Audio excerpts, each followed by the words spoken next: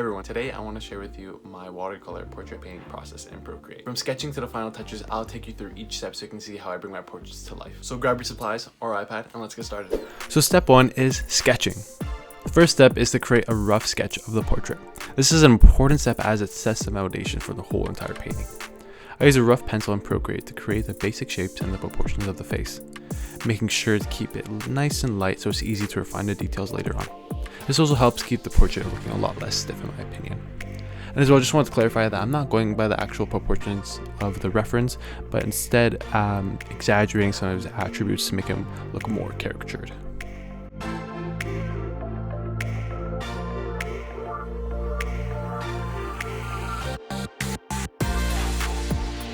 Step 2, details. Here I like to take my light sketch and start refining everything. I go in with black, and here I also like to try to do some light shading to this step, as I know watercolor isn't very opaque and that most of my lines will show through. So knowing this, I can add some shape and volume to my piece.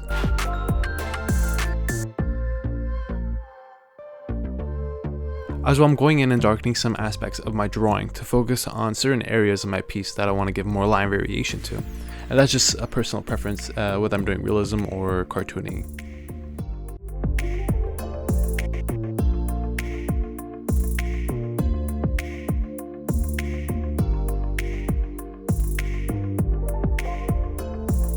Step 3, watercolor.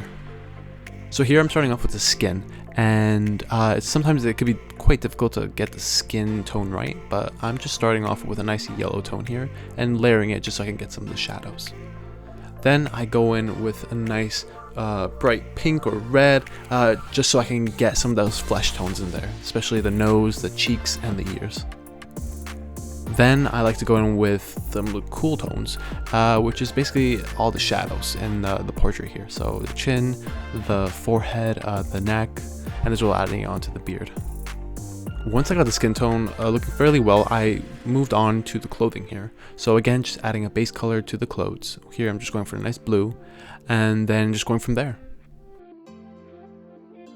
As well here, I'm just kind of smudging a little of the things here because I don't want to be constrained to the lines and make it kind of look like a coloring book. I really wanted to give it that feeling of a watercolor piece, so having some things out of the outline is quite important.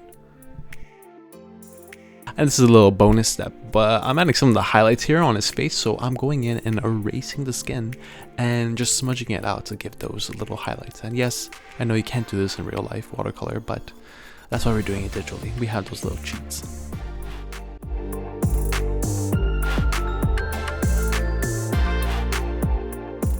So step 4, shadow and highlights.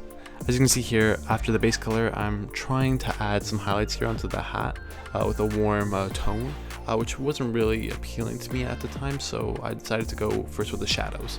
And you can see here I'm flipping black and white just so I can see how my values are looking in the piece.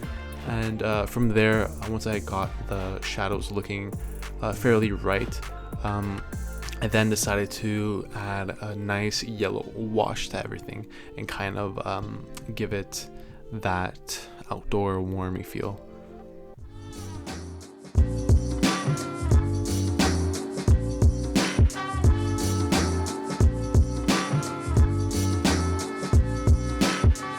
And next here is the final step, step 5, final details. Now it's time to add the final details to the portrait. I used my pencil from the start in the process to lighten up and darken some places in the portrait that I think would benefit the most. At this stage, it's all up to the artist what needs to be retouched, and so really try to have fun with this part and don't spend too much time with it, like I did. And here is the final illustration.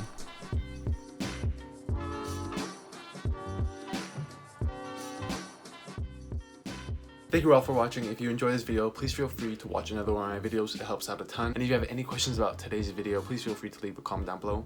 I'll read all my comments, and I'll see you guys all in the next video. Peace.